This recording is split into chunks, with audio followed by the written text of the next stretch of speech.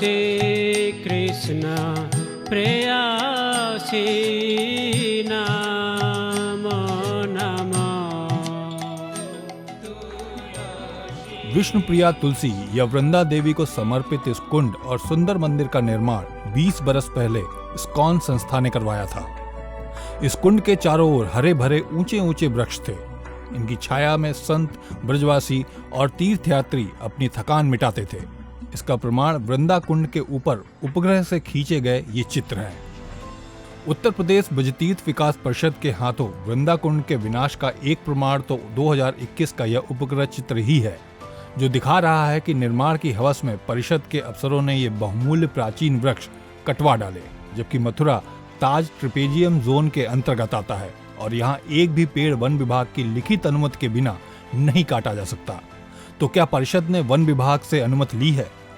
किस आधार पर? अगर तीर्थ क्षेत्र में भी पेड़ नहीं रहेंगे तो क्या शहर की पक्की गलियों में होंगे? वृंदा कुंड के चारों तरफ ये दीवारें पहले से बनी थी। इस पर परिषद ने बाकी ब्रज तीर्थों की तरह बड़े बेढंगे तरीके से पत्थर की ये जाली थोप दी। पैसे बर्बाद करने के बजाय क्या बरसाना या नंदगांव की दशा नहीं सुधारी जा सकती थी? इस परियोजना को प्रस्तावित लागत 2 करोड़ 59 लाख रुपए है, लेकिन उद्घाटन तक ये बढ़कर 1.5 गुना यानी 3 करोड़ 84 लाख रुपए हो गई। कमीशन का लालच जो न करा दे सो थोड़ा। 4 दीवारी के चारों तरफ व कुंड परिसर के अंदर विशाल क्षेत्र पर कंक्रीट का फर्श और पक्की टाइल्स के इंटरलॉकिंग करवाकर धरती का गला घोट दिया गया है। अब नंगे पैर पर व्रज परिक्रमा करने वालों के पांवों को गर्मी में तपते फर्श पर जलना पड़ेगा। कुंड परिसर का 50% से ज्यादा क्षेत्र पक्का कर दिया गया है। कुंड के कैचमेंट एरिया को इस तरह पक्का करने से वर्षा का जो जल कुंड तक पहुंचता, अब वो भी नहीं पहुंचेगा।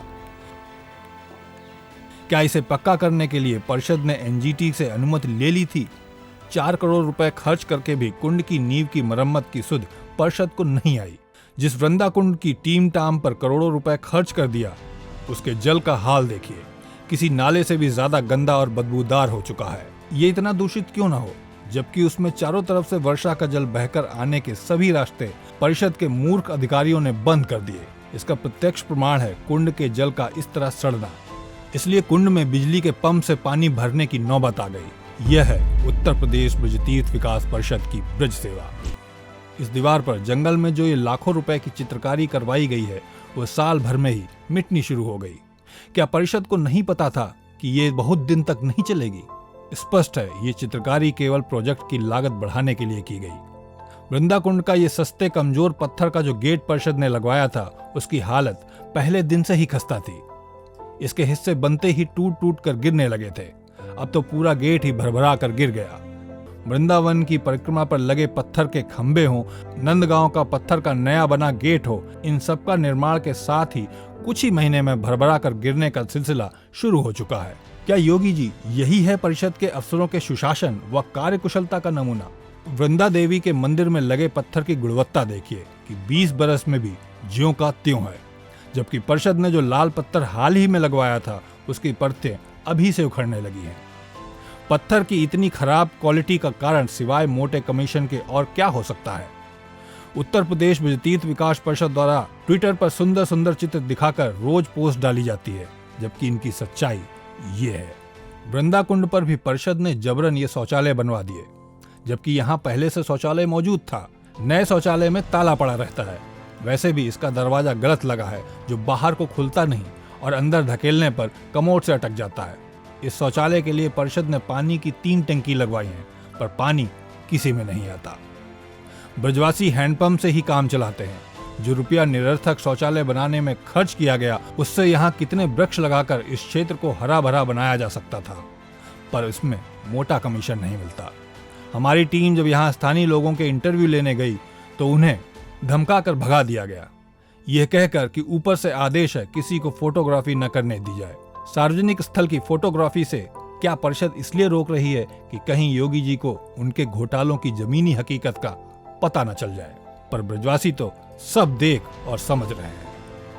योगी जी, आप कहते हैं कि ब्रज के विकास को दिया धन बर्बाद नहीं होना चाहिए, तो अब आप ही फैसला करें कि उत्तर प्रदेश ब्रज तीर्थ विकास परिषद जनता की जेब से उगाए धन का सदुपयोग कर रही है या दोनों हाथों से लुटा रही है। मथुरा का विकास या विनाश। इस सीरियल में हम दिखाएंगे कि मथुरा में तीर्थ विकास के नाम पर कैसे कैसे घोटाले हुए हैं, जिन्हें संवारने का दावा उत्तर प्रदेश ब्रज तीर्थ विकास परिषद कर रही है। सिर्फ 2 से 5 मिनट अवधि की इन दर्जनों रिपोर्टों को देखकर आप धक्क रह जाएंगे। आखिर ये अफसर सगे बनकर योगी जी के विरुद्ध इतनी बड़ी साजिश क्यों कर रहे हैं? और हाँ, इस चैनल को लाइक, शेयर और सब्सक्राइब करना न भूलें और बेल आइकन को भी दबा दें, जिससे कि आगे भी मथुरा तीर्थ क्षेत्र से खिलवाड़ की रिपोर्ट आप तक लगातार पहुंचती रहे।